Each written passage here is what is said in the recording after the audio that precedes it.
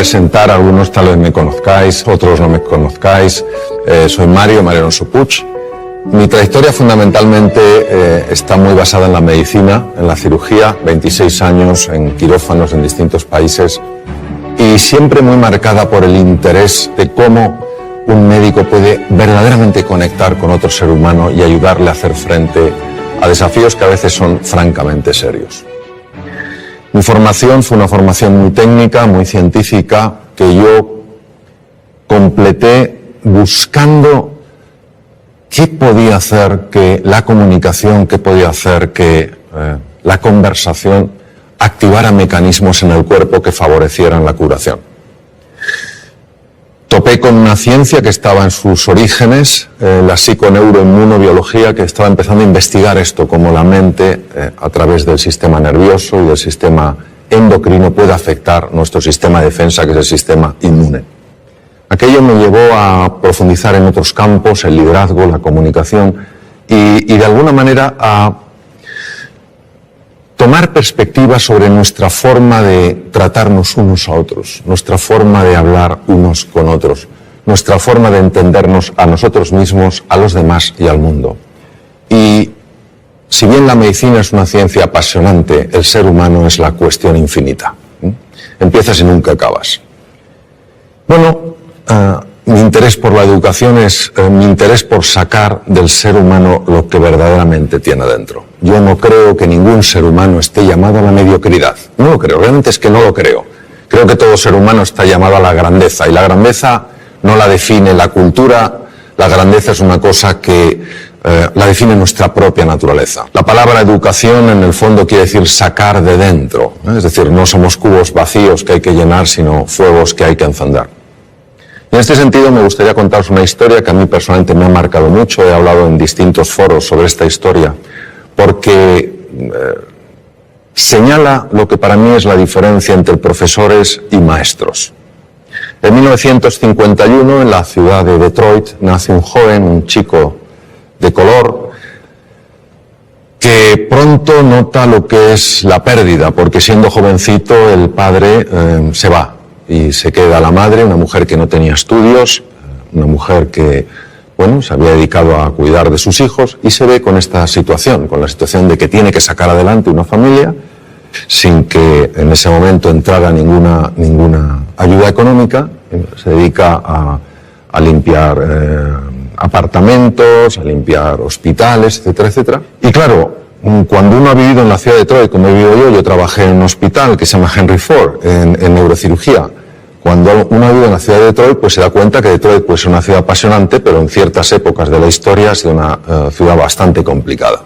En los años 50 verdaderamente había un apartheid, una especie de apartheid, es decir, las personas de color se tenían que sentar en sitios distintos que las personas blancas, tenían que ir a baños diferentes, etcétera, etcétera. Y claro, este chico era un chico de color, era un chico pobre, y que pronto pues fue destacando no por su talento, sino por lo que consideraban que era su estupidez. Tampoco por su serenidad, sino más bien por su tendencia, su temperamento violento. Cualquiera que hubiera tenido, digamos, una bola de cristal habría imaginado que este chico habría acabado sin duda en un penal en los Estados Unidos, si no muerto en un combate entre bandas enfrentadas. Pasaba sus ratos, se olvidaba de su triste condición viendo programas de televisión, hasta que un día su madre decidió que iban a ver menos televisión y se iban a dedicar más a leer libros. Y les obligó a leer libros yendo a la biblioteca pública de Detroit, ya que ellos no tenían dinero para comprar libros, y el joven Benjamin empezó a enamorarse de los libros. Un buen día llega al colegio. Quiero que entendáis que en el colegio este niño tenía las peores notas, su performance era francamente lamentable, las notas eran pésimas y lógicamente en poco tiempo sería expulsado del colegio. Pero había un profesor, el profesor de ciencias, que verdaderamente era un maestro. Él creía que en todo ser humano hay grandeza, que en todo ser humano hay potencial, y que la misión de un maestro es ayudar a que ese potencial se despliegue y florezca. Pero no conseguía que este chico de alguna manera respondiera a los distintos intentos que había hecho para que ganara confianza en sí mismo. Un día el maestro aparece con una piedra muy rara, la levanta delante de la clase y pregunta: ¿qué es esto? Se produce un silencio porque nadie sabe lo que es eso, salvo una persona, que ya os imagináis quién era: Benjamin. Pero Benjamin era el tonto de la clase. La primera pregunta es ¿por qué lo sabía Benjamin? Benjamin lo sabía porque en la biblioteca pública se había dedicado a leer libros de ciencias y por casualidad o sincronicidad, quién sabe, había encontrado libros sobre minerales y había una foto de esa piedra. Pero ¿vosotros pensáis que el tonto de la clase se atreve a hablar? No, porque tú mismo ya matas la respuesta antes de que nazca, es imposible. Si no lo sabe el resto, tengo que estar equivocado aunque parezca que estoy en lo correcto. Pero el profesor sostenía en la roca: de verdad que nadie sabe lo que es esto de roca. Y tímidamente el joven Benjamin alzó la mano. Cuando una persona solo ve el performance y solo enjuicia a los demás, es muy fácil decir: venga, Benjamin, ¿cómo lo vas a saber tú? Si tú no sabes nada. Pero aquel profesor mantuvo un espíritu curioso, interesado. Él sabía que en todo ser humano hay grandeza. La buscaba, la llamaba constantemente. Benjamin, ¿tú no sabes? Sí. ¿Qué es? Obsidiana. Correcto. Pero el profesor podía haber dicho: todo el mundo puede tener suerte en esta vida. ¿Podría haber dicho eso? No. Porque él estaba buscando del hilo que te lleva a la madeja. ¿Pues sabes algo más de la obsidiana? Y vaya que sí sabía el joven Benjamin. Empezó a hablar sobre la obsidiana, las temperaturas elevadísimas, luego el frío, cómo cristaliza la roca, etcétera, etcétera. Lo que podría parecer una cosa sencilla, sin más importancia, banal, supuso un antes y un después en la vida de este chico, porque este chico recuperó la confianza en sí mismo, creyó que era posible aprender, creyó en sí mismo, creyó que a pesar de su triste cuna, por decirlo de una manera, podía tener un brillante futuro. Este chico pasó de ser el último de la clase a ser el mejor estudiante de su colegio. Hizo realidad su más profundo sueño, que era absolutamente imposible: ser médico. Se convirtió en el mejor neurocirujano infantil de la historia, profesor Ben Carson. Ben Carson en 1987 hizo una operación de separar a dos gemelos siameses unidos a nivel craneoencefálico. Todas las cirugías que se habían hecho hasta aquel momento para separar lo que se llama un cráneo pago, esta malformación craneoencefálica, todas los niños habían muerto en la mesa de quirófano. En esta operación, en 1987, intervinieron 70 profesionales de la medicina y duró 22 horas. Los dos niños salieron adelante, vivieron y estuvieron bien y sanos. Él aplicó técnicas especiales de cirugía cardíaca a la neurocirugía. A nadie se le habían ocurrido. Entonces lo que os quiero transmitir es esto. Es un ejemplo de cómo en todo ser humano hay potencial, en todo ser humano hay grandeza. Y tenemos, entiendo, que tener esta disposición a crear espacios de oportunidad para que esas personas puedan mostrar lo que en realidad siempre han tenido y siempre tendrán, pero que no todo el mundo mostrará si no ve ese espacio de oportunidad. Por favor. Hola Mario, soy María. María. Como educadora, creo que la motivación es necesaria para el aprendizaje. Y tú dices que hay 6 motivaciones fundamentales para una persona. ¿Podrías hablarnos de ellas? Sí, es una gran pregunta. La motivación es lo que nos mueve a la acción. Y hay efectivamente 6 motivaciones que además están presentes en las distintas culturas. Es una mezcla de nuestra naturaleza y también el entorno cultural. La primera es la motivación de estar en entornos seguros, de poder controlar lo que pasa, de saber que el suelo que pisamos es un suelo firme. La segunda es una motivación de sentirnos reconocidos, sentirnos valorados, de tener un cierto estatus. La tercera es que pertenece al grupo. Es decir, que lleguemos a un sitio y entendamos, sintamos que nos acogen, que no nos desprecian, que no nos marginan. La cuarta motivación es una motivación al desafío, al reto. Si en la vida no hubiera retos, María, sería muy aburrido. Yo sé que a veces nos gusta mucho estar en la zona de confort, pero durante un tiempo. Al cabo de un tiempo no hay quien lo aguante. Entonces ese reto, ese desafío es una motivación importante. La quinta motivación es la de crecer, mejorar y progresar. Y la sexta es la de contribuir al bienestar de otras personas, el tener una vida con propósito. Lo más importante son las motivaciones fundamentales que nos mueven dentro de las 6. Si una persona toda su fuerza la lleva a la aventura, la lleva al descubrimiento, al reto, y sin embargo no cuida un poco la motivación de la seguridad, pues a lo mejor se puede meter en aventuras insensatas, ¿no? Pues hay un equilibrio natural que hace que las personas nos mantengamos de alguna manera en una línea razonable. Cuando alguna de ellas toma una preponderancia o una significancia demasiado grande, es cuando podemos tener ciertos problemas. ¿Te respondí, María? Hola Mario, soy Lorenzo y soy maestro y veo que hay jóvenes en la familia y en la escuela que todavía no han descubierto sus talentos, ni siquiera saben que tienen talentos. Entonces la pregunta es ¿cómo podemos captar esos talentos y cómo podemos potenciarlos? Fíjate, si nadie se ha dado cuenta, ni en la familia, ni en la escuela, que ese joven tiene talento, yo diría que el problema no está en el joven, está en la familia y en la escuela. Es decir, eso es lo primero que tenemos que ver, que todos tenemos la responsabilidad de buscar el talento, de conectar y de ayudarle a florecer.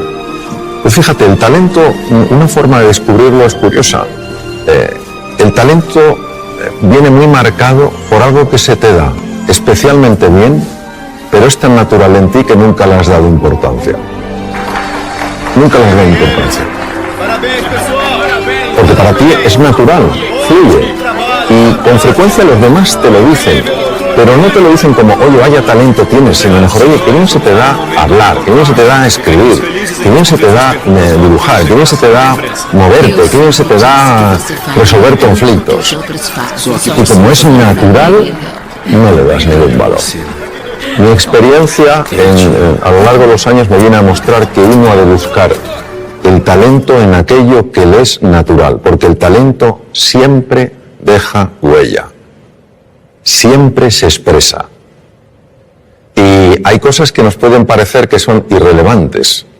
Yo, por ejemplo, me decían de jovencito, oye, cuando cuentas una historia es que nos quedamos absortos. Yo jamás pensé que esto tendría tanto impacto con mis enfermos. Cuando les contaba a mis enfermos las cosas, cómo íbamos a luchar juntos contra la enfermedad, etcétera, etcétera, y yo veía que se producía un estado de ánimo en ellos sorprendente, tampoco pensé que eso tuviera especial valor, ni que me dedicara luego en la segunda etapa de mi vida mucho más al tema de la comunicación, a escribir.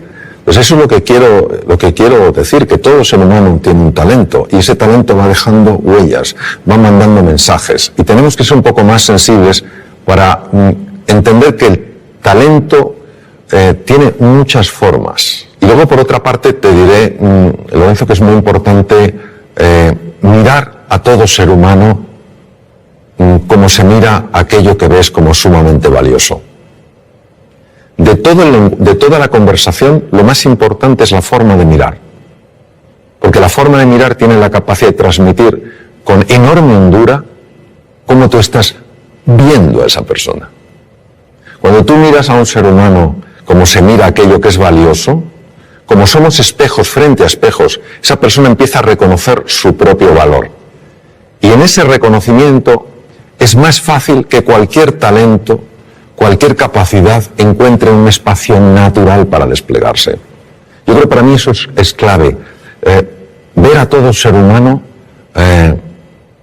como grandeza en potencia.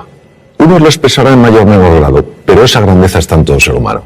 Hola Mario, mi nombre es Antonio, soy maestro de educación primaria Y mi pregunta es la siguiente. En alguna entrevista mencionas a Gandhi, que sabemos que era abogado de formación, pero nunca ganó ningún pleito, pero sin embargo podemos decir que llegó a cambiar el mundo. Entonces, ¿nos podría explicar este ejemplo y sobre todo cómo aplicarlo al ámbito educativo? Sí, la historia de Gandhi es una historia verdaderamente, yo diría, sorprendente. Gandhi padecía lo que se podía llamar una enorme timidez, una timidez profundamente limitante. Como tú has comentado, él se formó como abogado en Inglaterra, ejerció en Bombay y no ganó ningún pleito. Un abogado tiene que tener una buena retórica, tiene que tener una buena capacidad de comunicación. No la tenía. Tuvieron un problema, un familiar que vivía en Sudáfrica, tuvo un problema legal y consideraron la familia que si el joven Mohandas, su nombre es Mohandas, Mahatma quiere decir alma grande, Mohandas Gandhi fuera allí, a lo mejor en el camino se espabilaba, como cuando se manda a un hijo o a un sobrino que se va al extranjero, a ver si con el aire se espabila. Y entonces, ¿qué pasa? Que algo le sacudió profundamente la injusticia que vio. Y este es un punto clave, porque cuando el corazón de un ser humano es tocado con tal nivel de impacto, el cerebro empieza a operar de una forma radicalmente distinta. Entonces Gandhi fue un hombre que ya ni siquiera movilizaba a la gente por su capacidad de comunicación, su simple presencia ya movilizaba. ¿Qué nos quiere decir esto? Nos quiere decir un poco pues lo que hemos estado hablando antes, que no cabe duda que el elemento genético cuenta, ¿cómo no va a contar? No es el definitivo. Marca una tendencia, pero no determina. Influye, pero no determina. ¿Qué ocurre? Que para que uno dé la vuelta a esa tendencia tiene que tener una fuerza, una motivación. Antes preguntaba María por la motivación. Una motivación lo suficientemente potente para que el cerebro empiece a trabajar de una manera radicalmente distinta. Es lo que te diría. Por eso nunca hay que dar a nadie por perdido. Imaginemos que hubieran dicho, este Mohandas, que no sabe ni siquiera hablar en un juicio. El ser humano siempre nos va a sorprender. Es lo que te diría yo. Y enhorabuena por tu profesión, porque es preciosa.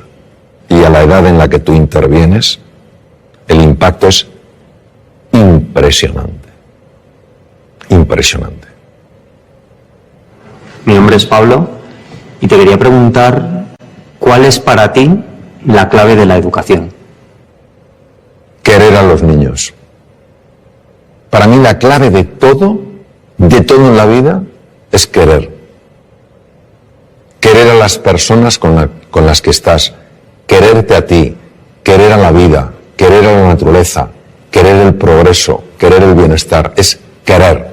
Porque si tú quieres, vamos a suponer que estamos hablando de educación infantil, si tú quieres a un niño, harás todo lo que esté en tu mano para ayudarle a salir adelante. Si tú quieres a un enfermo y le quieres de verdad y no sabes hacer una operación quirúrgica determinada, buscarás a una persona que la haga mejor que tú. Es querer. Donde el ser humano, entiendo que tiene un desafío, es en el querer. Pero en el querer de verdad a la otra persona. Querer que salga adelante, querer que florezca, querer que sea plenamente feliz. Y cuando esto se ha aplicado en entornos como la medicina, los enfermos están más sanos. Cuando se aplica en la empresa, la gente es más feliz. Cuando se aplica en la universidad, se aplica en el colegio, se aplica en la escuela, los niños tienen mejores resultados. Para mí esa es la clave. Querer, y si me dijeras, y otra, creer. Creer. Y es fundamental que entendamos que creer, la fe, no es un acto del entendimiento, es un acto de la voluntad. O sea, si fuera el entendimiento, ¿para qué necesito la...? Si lo veo, pero elijo eso. Elijo tratar a las personas como si todas tuvieran potencial, aunque no lo hayan expresado. Y eso se transmite con la mirada, se transmite con el gesto, se transmite con la respuesta que tenemos ante el error, la respuesta que tenemos ante el acierto, el acompañamiento que llevamos a cabo. Creo que a veces complicamos mucho las cosas. Creo que lo verdaderamente valioso es tremendamente sencillo. Y yo creo que son cuatro principios que si se aplican, querer a las personas, creer en ellas, valorarlas y potenciarlas. Si hacemos eso, a mí personalmente me parece que todo funciona. Si no les queremos, no creemos en ellos, no les valoramos y no les potenciamos, pues yo creo que tenemos otra historia. Yo soy padre de 2 hijos, cada uno diferente. El cociente intelectual solo influye en un 8% aproximadamente del éxito en la vida. ¿Qué es el otro 92%? ¿Cómo conseguimos el otro 92%? Bueno, vamos a ver, Juan. Cuando se habla de porcentajes, hay que entender que siempre hablamos de forma aproximada. Eso es como cuando a veces me dicen, oye Mario, ¿es verdad que solo se utiliza el 1% del cerebro? Digo, ¿es que acaso conocemos cuál es el 100%? Si no conocemos cuál es el 100%, no podemos saber lo que es 1%. Pero hay muchos estudios que avalan lo que tú has dicho. Es decir, el test de cociente intelectual, que se llama corrientemente de coeficiente intelectual, lo correcto es de cociente intelectual, fue creado en 1912. Y se convirtió en aquella época, fíjate, cambió por completo la orientación que le dio el descubridor. El creador, quería dar una orientación para que cuando se vieran cocientes intelectuales que no correspondían a la edad, es decir, cuando la edad mental y la edad biológica no correspondían, que a esos niños se les tratara con especial afecto, con especial cariño y se pusiera a especial disposición para que subiera. Pero fue interpretado o fue utilizado como sistema de cribaje. Listos y el resto. Listos y el resto. Uno de mis maestros, el profesor Howard Gardner, dedicó montones de años de su vida a estudiar la inteligencia y se dio cuenta de que ni siquiera podemos hablar de una inteligencia. Es la teoría de las inteligencias múltiples. Y hay 2 inteligencias, que son la intrapersonal, que es la capacidad de reconocer tus estados emocionales y de poderlos modificar de forma positiva. Y la interpersonal, que es la capacidad de entender qué pasa en la otra persona y relacionarte con lo que pasa en la otra persona, que son absolutamente claves en el éxito en la vida. Una persona que no sepa gobernar sus estados de ánimo, que un día se levante sin ganas de hacer nada y ese estado de ánimo no lo pueda alterar, o que un día tenga ira y no sepa canalizar de una manera positiva y adecuada esa ira, o tenga miedo y no pueda superar su miedo, es difícil que progrese en la vida. Una persona que no sepa entender a los demás, que no sepa resolver conflictos, pues es difícil que progrese en la vida. Pues estas 2 inteligencias no existen en el test de cociente intelectual, como no existen otras. La inteligencia musical, la inteligencia kinestésica, la naturalista, la espiritual, no están. Entonces, ¿qué ocurre? Que vista la relación que hay entre éxito en la vida, un sentido amplio, a lo mejor hay que redefinir lo que es el éxito, y cociente intelectual, se ve que efectivamente un porcentaje enorme de personas que han tenido éxito, ese éxito no es atribuible a su test de cociente intelectual. Esto es magnífico porque no niega que el cociente intelectual sea importante, lo que hace es expandir nuestro concepto de la inteligencia. Entonces, sobre tus hijos. Efectivamente, tus hijos son diferentes y es maravilloso que los veas así. Porque si no los vieras diferentes, si los vieras como tú, es que a lo mejor estás proyectando en ellos tu propia forma de ser, ¿no? Habrá uno de tus hijos, tal vez tenga un tipo de inteligencia, el otro tendrá otra. Lo que es importante es que siempre, cuando estén contigo, sientan que son inteligentes.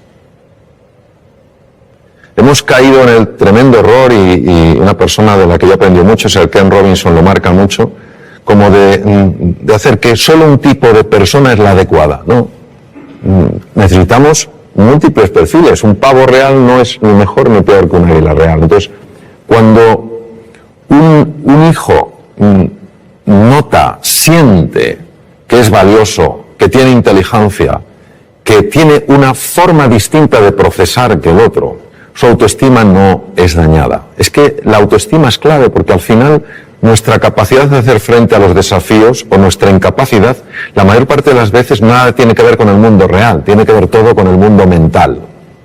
Te voy a poner un ejemplo. En Reino Unido se hizo un estudio fascinante. Se hicieron dos grupos, se buscaron dos grupos de estudiantes homogéneos en cuanto a edades, aproximadamente con el mismo background cultural, pero con dos diferencias. Una de ellas era que uno de los grupos eran teóricamente chicos bastante más inteligentes que el resto según el test de cociente intelectual. Pero estos que eran más inteligentes objetivamente de acuerdo al test de cociente intelectual pensaban que la inteligencia era algo fijo, que no se podía expandir. El otro grupo era un grupo de chicos teóricamente con menor inteligencia según el test de cociente intelectual, pero que creían que la inteligencia con el esfuerzo se expande. Les pusieron una serie de problemas de matemáticas complejos. El grupo de los chicos, entre comillas, más inteligentes, al ver que no lo podían resolver y dar por hecho que la inteligencia no se expandía, abandonaron. El tiempo no era un tiempo reducido, les daban tiempo. Abandonaron, diciendo, si no soy capaz de entenderlo, no hay nada que hacer. Me falta la inteligencia necesaria para hacer frente a este problema. Los otros chicos tampoco sabían, y de hecho partían de un nivel inferior, pero creían que la inteligencia se expandía con el esfuerzo, y siguieron, y resolvieron los problemas de matemáticas. Es decir, quedaron mejor. Y eso es lo que te quiero decir, que el componente emocional, el componente autoestima, el componente confianza en ellos y en sus posibilidades es absolutamente crucial. Ellos acabarán encontrando su camino, pero no encontrarán su camino si creen que no son capaces de encontrarlo. Para mí tu libro Reinventarse es una magnífica lectura para momentos complicados y personas que pueden necesitar un cambio en su pensamiento. La pregunta es, ¿qué dice la ciencia acerca de ese cambio de pensamiento? Bueno, la ciencia, Lorenzo, incluye múltiples campos. Entonces me voy a referir, si te parece, a la neurociencia. ¿Te parece? La neurociencia en esto es absolutamente clara, y de hecho Reinventarse lo basé en lo que la ciencia ha descubierto, la neurociencia. Sobre todo lo que se llama la neurociencia afectiva, ¿no? Cómo el cerebro procesa las emociones y los afectos. Sentimientos y emociones están conectados, pero son dos cosas distintas. Y es un tema fascinante que, fíjate la envergadura que tiene, que ya nuestro premio Nobel, Santiago Ramón y Cajal, premio Nobel en 1906, ya lo intuyó. En aquella época era imposible con la tecnología del momento poderlo demostrar, pero era un hombre tan absolutamente genial en su forma de ver las cosas que él lo intuyó, cuando dijo: todo ser humano, si se lo propone, puede ser escultor de su propio cerebro. Las personas muchas veces no cambiamos no porque no se pueda cambiar, sino porque no estamos dispuestos a hacer lo que hay que hacer para cambiar.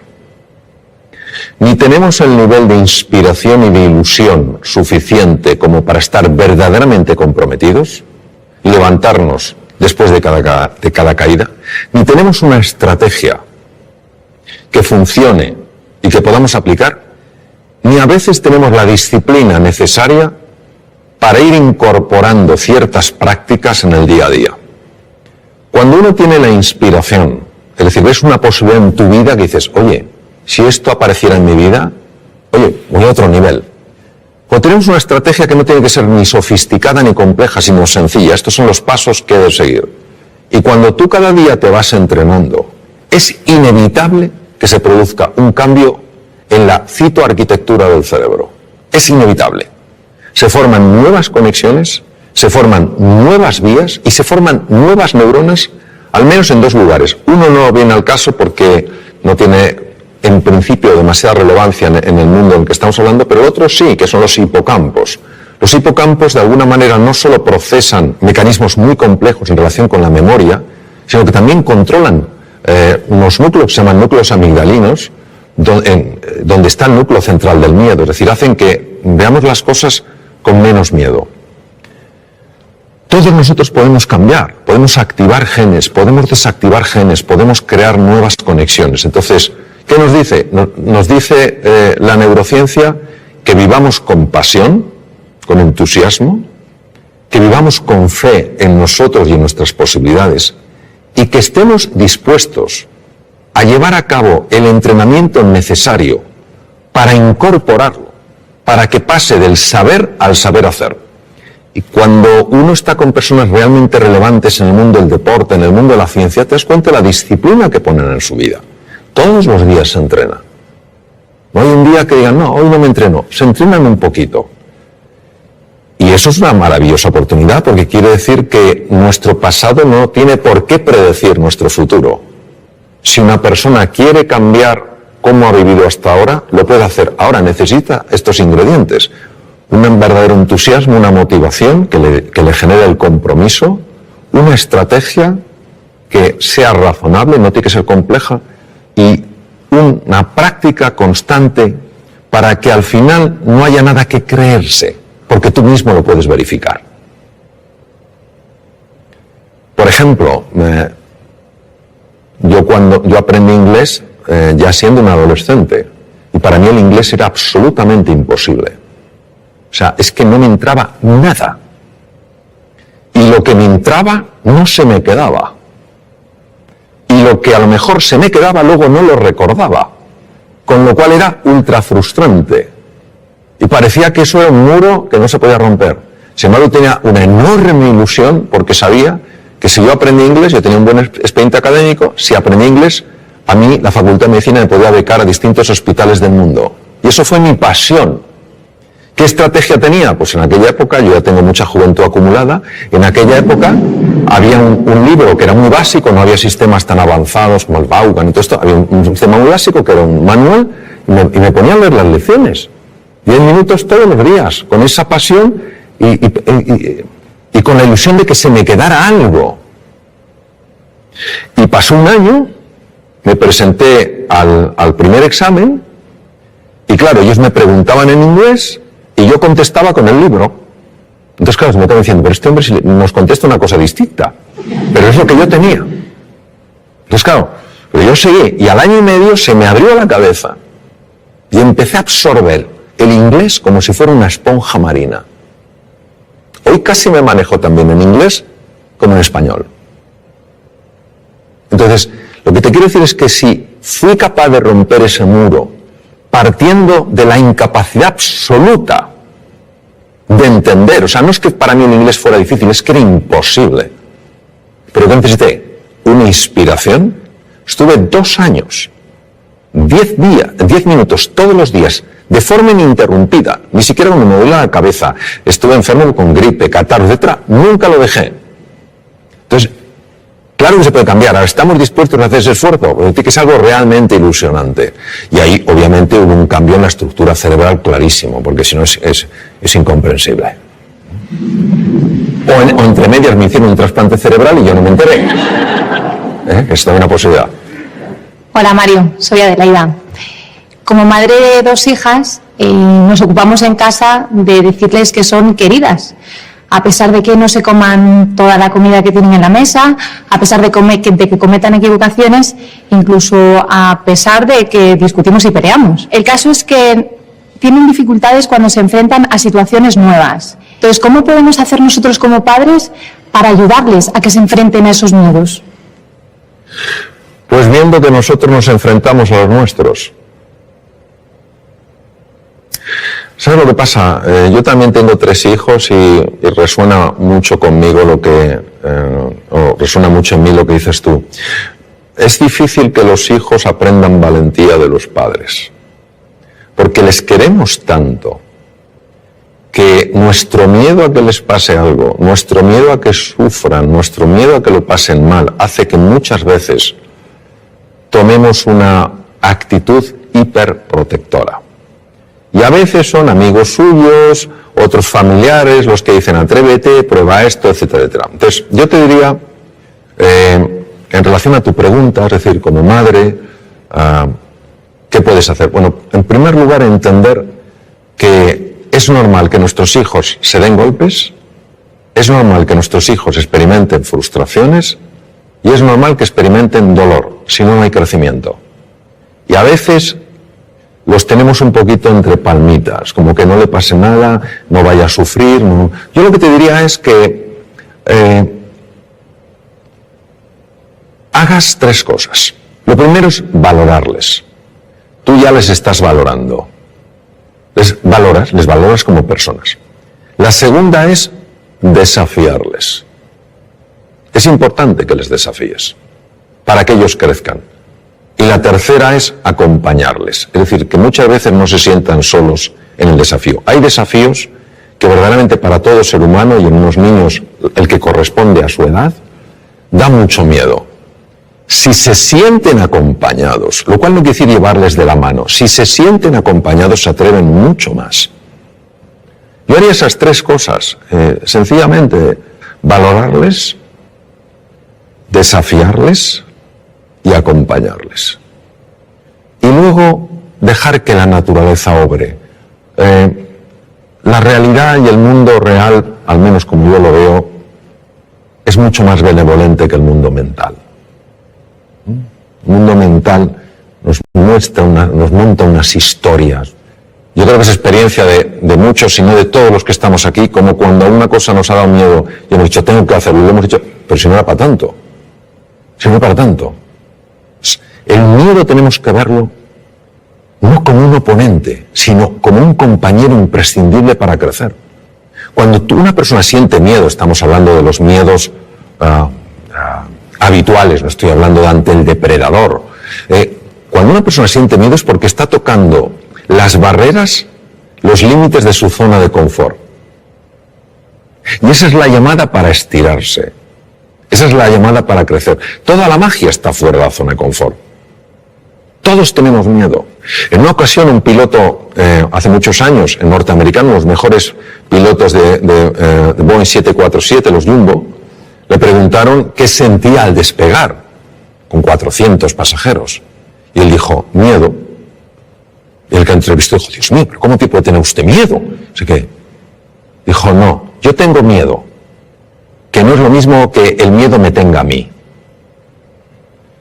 Cuando yo tengo miedo, tengo un nivel de atención, un nivel de alerta, un nivel de eficiencia que no tendría si para mí fuera algo banal, estaría mucho más despistado. Ahí estoy atento. Pero el miedo no me tiene a mí, es decir, yo no estoy en pánico. Es completamente diferente. Entonces ese puntito tenemos que verlo. Luego que vean en ti también, como yo procuro, con mis errores, por supuesto, que vean en mí que hay una coherencia entre lo que decimos y lo que hacemos. Porque al final nuestros hijos no van a hacer lo que les digamos, van a hacer lo que vean. Hola Mario, mi nombre es Fernando y soy director pedagógico en un colegio. Mi pregunta está relacionada con el micromundo que es siempre un aula. ¿Por qué es tan importante el estado de ánimo de alumnos y profesores en el proceso de aprendizaje y qué estrategias podemos utilizar para conseguir que ese estado de ánimo sea el óptimo? Me gusta especialmente de tu pregunta que incluyas tanto alumnos como profesores, porque creo que es importantísimo valorar el estado de ánimo del profesor. Un sistema educativo que no valora el estado de ánimo del profesor, creo que se equivoca profundamente. El profesor es el elemento más importante del sistema educativo. No es la tecnología, no es el aspecto de las aulas, ni el tamaño de los campos deportivos. Es el profesor. Y si un profesor ha perdido el ánimo, ánimo es alma, se ha desanimado, es importante ayudar a esa persona a que recupere el ánimo porque, primero, es una profesión importantísima. Segundo, porque lo necesita para estar bien y lo necesita para enseñar bien. E igual pasa con el alumno. Si un alumno ha perdido el ánimo, es muy difícil que pueda captar nada. ¿Por qué es tan importante? Nosotros somos hijos de Descartes. Y Descartes, filósofo del siglo XVII, padre de la filosofía racionalista, obviamente fue un hombre muy brillante. Sin embargo, dijo algo que penetró mucho en el inconsciente colectivo y vivimos de acuerdo a aquello. Él hablaba de que había procesos mentales, res cogitans, y elementos físicos corporales, res extensa, y que no se comunicaban prácticamente. Esto nos ha llevado a pensar que el aprendizaje, el conocimiento, pues es una cosa fundamentalmente intelectual, cognitiva, y el elemento emocional era un tema de pasada. Si estabas a gusto bien, pero tampoco afectaba.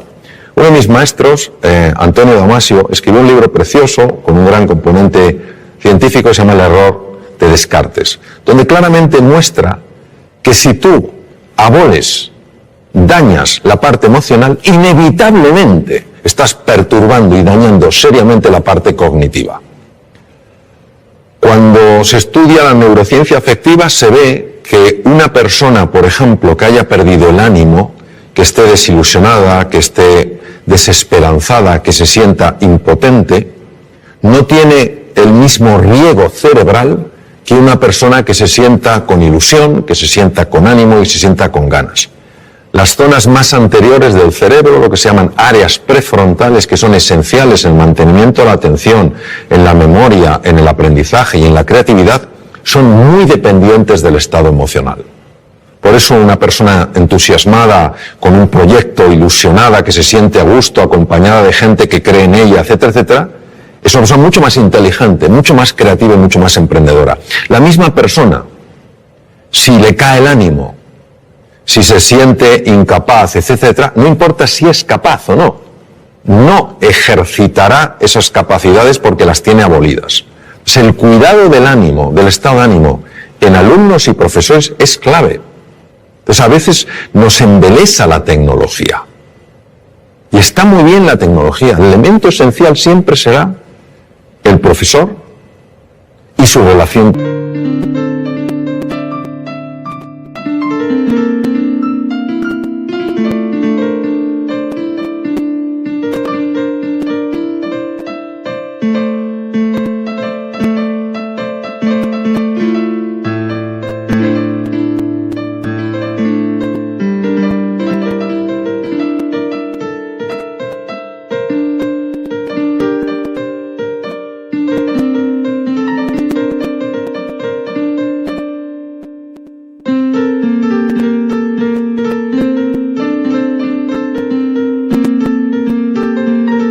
El alumno siempre afortunadamente será un elemento humano.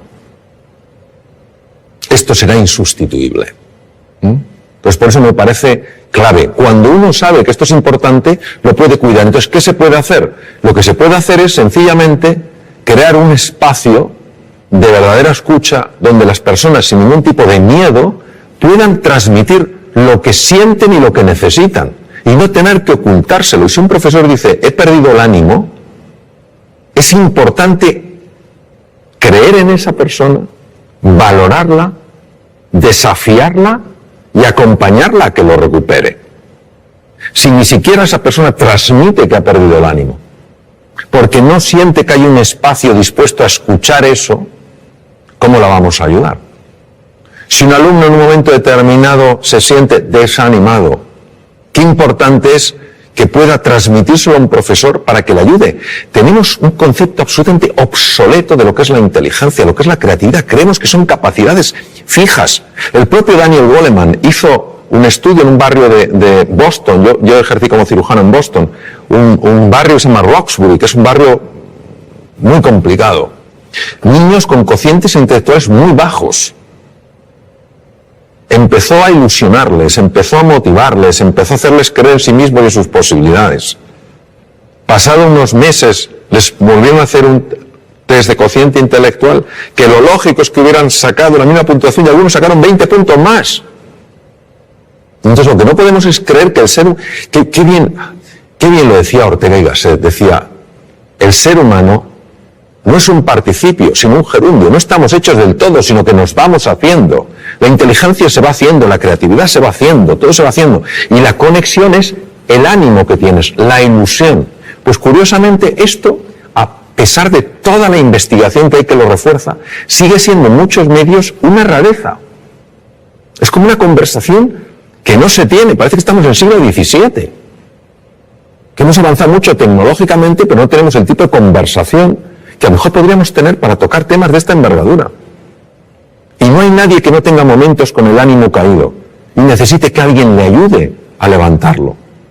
Si lo podemos expresar con confianza, si podemos abrir nuestra vulnerabilidad sin sentirnos en peligro, es que todos ganamos. Eso es lo que yo te diría. Hola Mario, me gustaría que nos contaras algunas técnicas, consejos o pautas que transmitir a nuestros hijos cuando se ponen nerviosos ante un examen, esa situación de estrés, de nervios que vivimos, cómo manejarla. El estrés es un campo muy amplio y de gran calado. Entonces, yo lo que te diría es que la razón por la que nos ponemos nerviosos la mayor parte de las veces no es por el hecho en sí, sino por la historia que nos estamos contando acerca del hecho.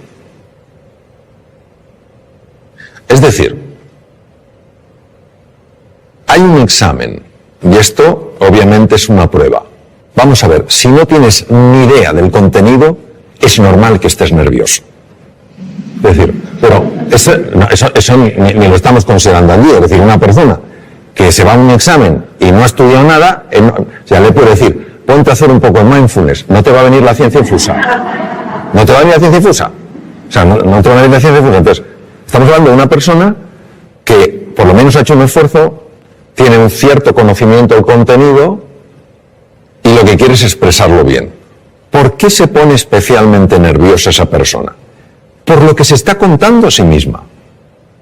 Hay un diálogo interno que es absoluto ruido mental que está diciendo, anda que si sale la pregunta que no te sabes, anda que si no lo escribe bien. Es un discurso que ha sido fotografiado con técnicas de resonancia funcional magnética en cuanto a activación de centros cerebrales, ¿no?, que corresponden a ese discurso, ¿no? Yo te diría que hay varias cosas que sabemos que ayudan a reducir ese estado de ruido, vamos a llamarlo ruido mental, es decir, ese nerviosismo como consecuencia de ruido mental. En primer lugar es hacer ejercicio físico. El ejercicio físico por sí solo tiene la capacidad de reducir el ruido mental. El ejercicio físico no implica apuntarse a un gimnasio sino moverse más. En segundo lugar, poderlo hablar con alguien de confianza, poder hablar el sentir, poder contar el sentir. Y a veces, si no tienes a nadie, escribe lo que te preocupa, pero en un papel tan pequeño que casi no lo puedas ver. Porque el cerebro está interpretando que si puedes poner el problema en un tamaño tan pequeño es que el problema no es tan grande. ¿Vale?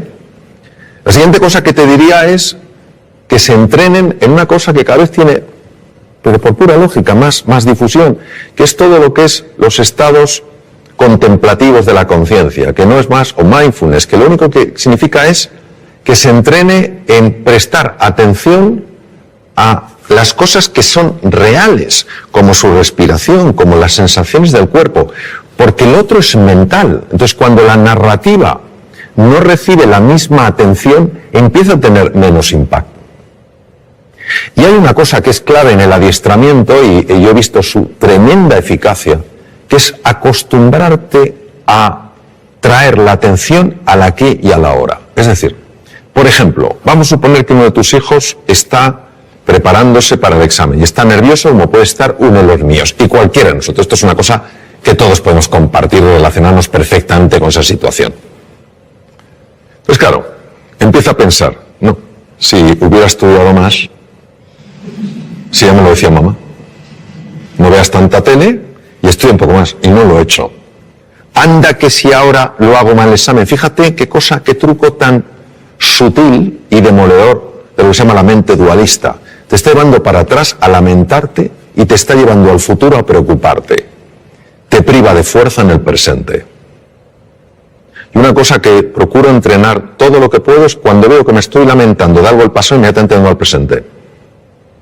Porque caemos en la tentación de pensar que cuando miro atrás para lamentarme de algo no lo volveré a repetir. Es mentira.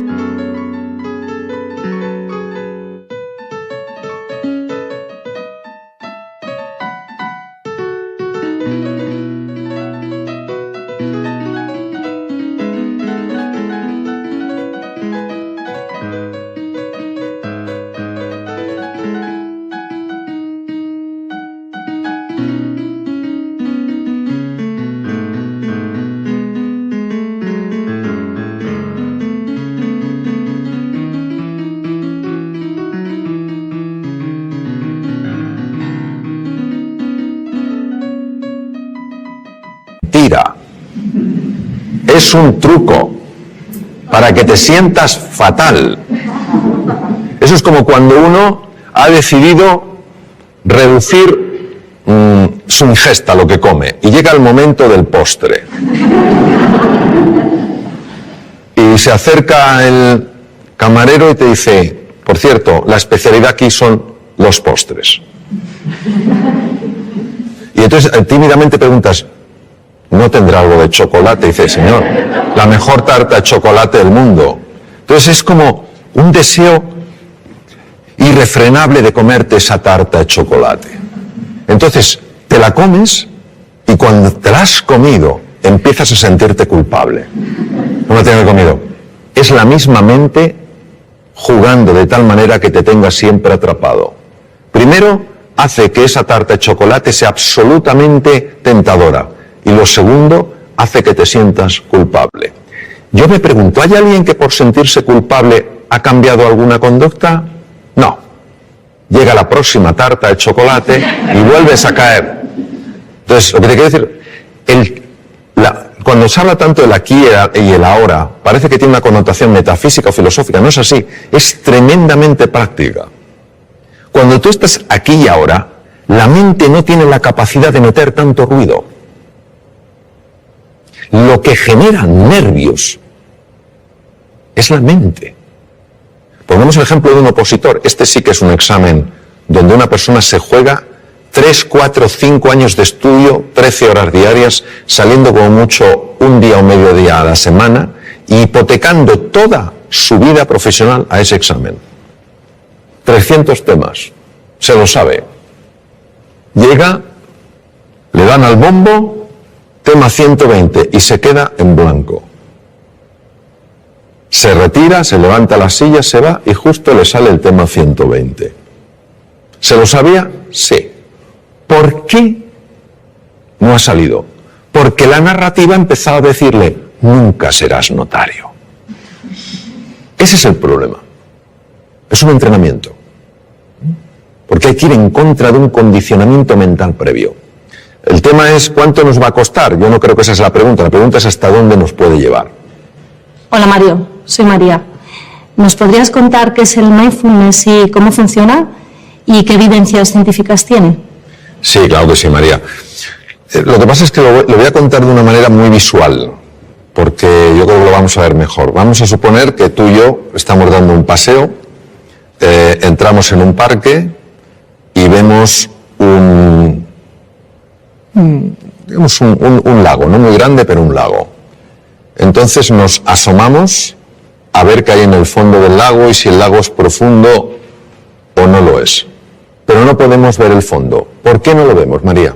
Porque está el agua turbia. Muy bien. Una de ellas es que el agua esté turbia. Si el agua está turbia, no podemos ver el fondo. Y si el agua no estuviera turbia, sino que fuera absolutamente cristalina, ¿por qué no vemos el fondo? Pues a lo mejor no vemos porque ese agua está agitada. Vamos a suponer que conseguimos que ese agua se serene, que ese agua se tranquilice. Entonces podemos ver el fondo, que puede tener una gran profundidad, ¿verdad? ¿Y qué hay en el fondo? En el fondo puede haber grandes tesoros, ¿no? Me permito recordar que algunos de los mejores tratamientos oncológicos que hay en la actualidad se han obtenido de esponjas marinas. Hay grandes tesoros, grandes oportunidades y también podemos ver cosas pues que no tendrían que estar ahí. Plásticos, basura en el fondo del mar que está haciendo daño a la naturaleza, ¿correcto? Eso es lo que hace el mindfulness. Nuestra mente está agitada y como está agitada no vemos nuestro potencial ni tampoco vemos aquello que nos está lastrando. Cuando conseguimos que ese agua, esa mente se serene, empezamos a ver cosas en nosotros y a experimentar sensaciones y a experimentar realmente descubrimientos, revelaciones, en el sentido de cosas que estaban veladas y se ven, que tienen un poder transformador en la vida. Y también empiezas a ver aquellas cosas que no habías visto de ti y que realmente te están haciendo la vida difícil. Y a veces, para poder limpiar un poco el agua, hay que descubrir dónde está la suciedad. Esto es lo que permite el mindfulness. El mindfulness es un ejercicio puro de la atención para serenar esa mente que por razones que todavía no conocemos está agitada. Y como está agitada, no podemos reconectar con nuestro potencial oculto, ni sabemos por qué tantas cosas que son pequeñas nos alteran de una manera tan grande. El mindfulness ya está descrito en la literatura india Desde el Bhagavad Gita de hace 3.500 años, cuando Krishna le dice al príncipe Arjuna, la mente es difícil de manejar como el viento, y cuando cerca del Nepal el príncipe Gautama Siddhartha, Sakyamuni Buda, el primer despierto según el lenguaje sánscrito, descubre que el dolor es parte de la vida, pero el sufrimiento lo genera este movimiento de la mente. Y que la forma de combatir ese sufrimiento es estabilizar la atención, alejándola de esa narrativa, de esa rumiación constante, de ese ruido que nos impide reconectar con lo que somos. La evidencia científica, pues mira, la evidencia científica es aplastante. Aplastante tanto la neurociencia contemplativa, que es la que se dedica a estudiar el efecto en el cerebro de los estados meditativos, como en la fisiología cardíaca, en la endocrinología, en la neurología. Es que, fíjate, detrás de muchísimas enfermedades, por no decir de todas, hay un factor que puede pesar más o menos y que es la ansiedad. La ansiedad es generada por el ruido mental. La Universidad de Harvard es pionera en el mundo estudiando esto.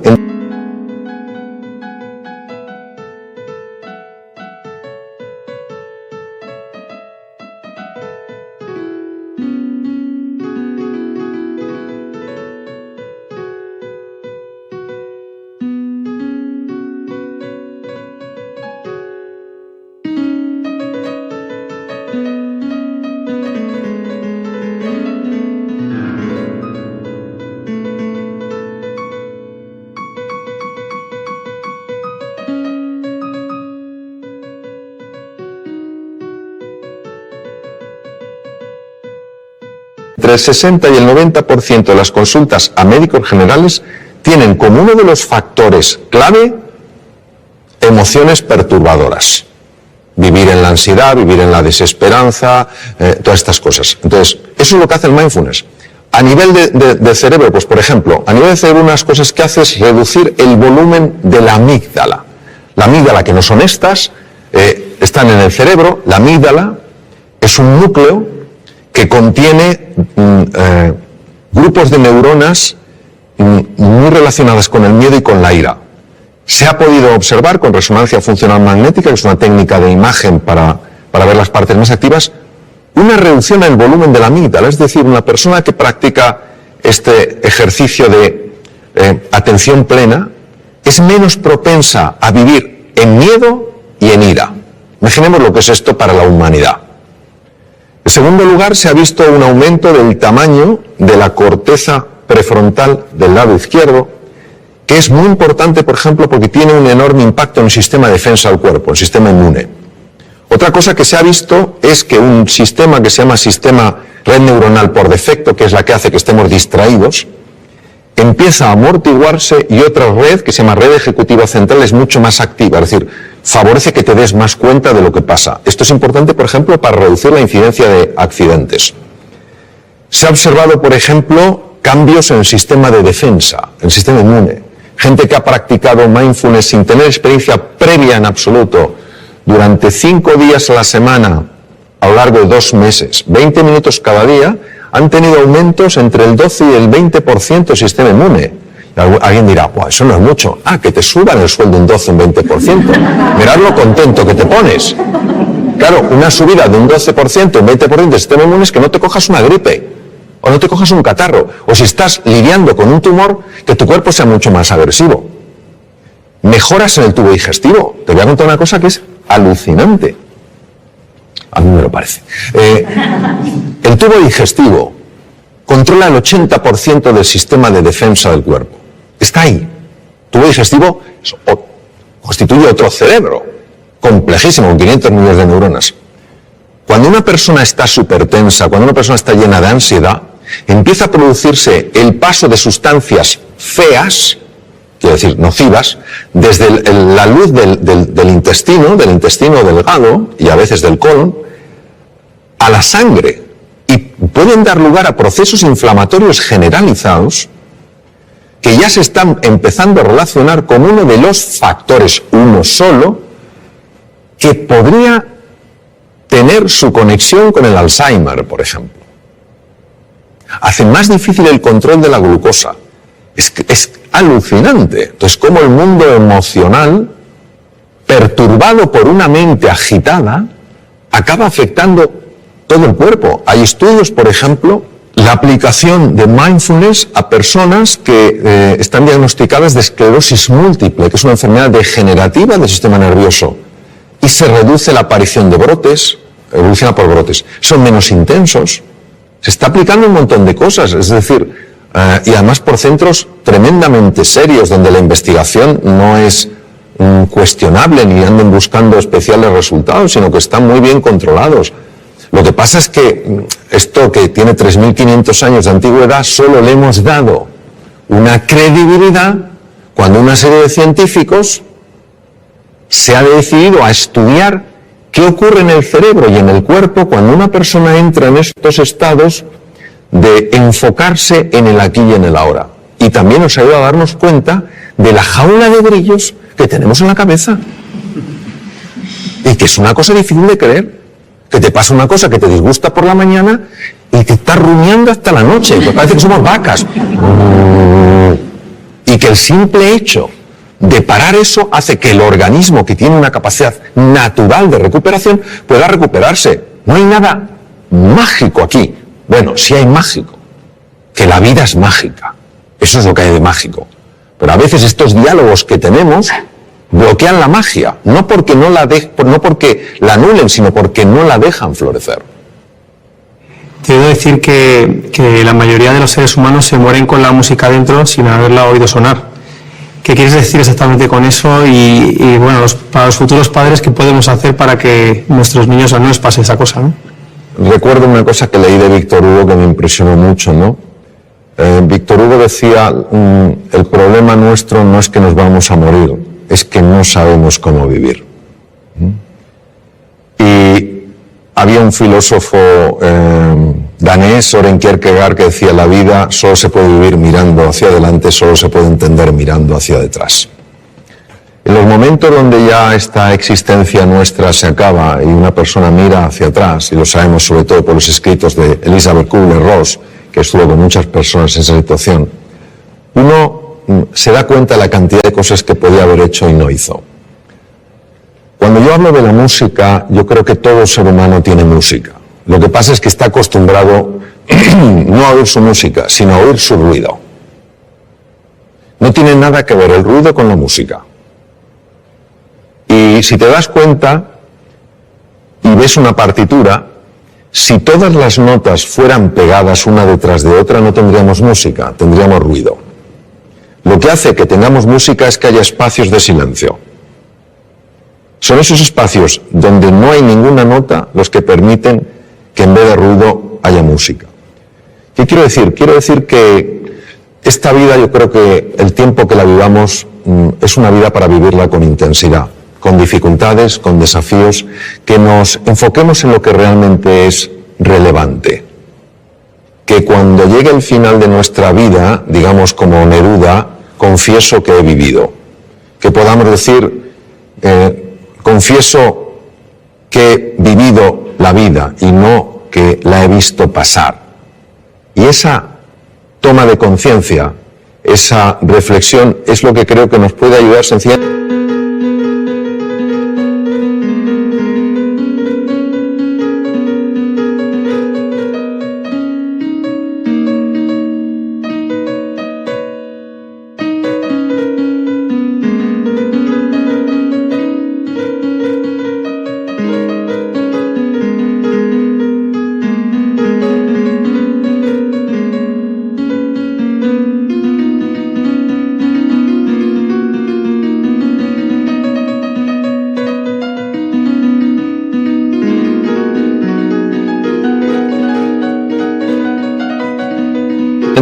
A que la música emerja, porque el ser humano está llamado a eso, a hacer sonar su música. O sea, todos tenemos una música, y es una música preciosa, todas diferentes, todas complementarias. Eso es lo que quiero decir, que no nos conformemos con vivir una vida de ruido, sino que vayamos encontrando esa música a base de enfocarnos en las prioridades.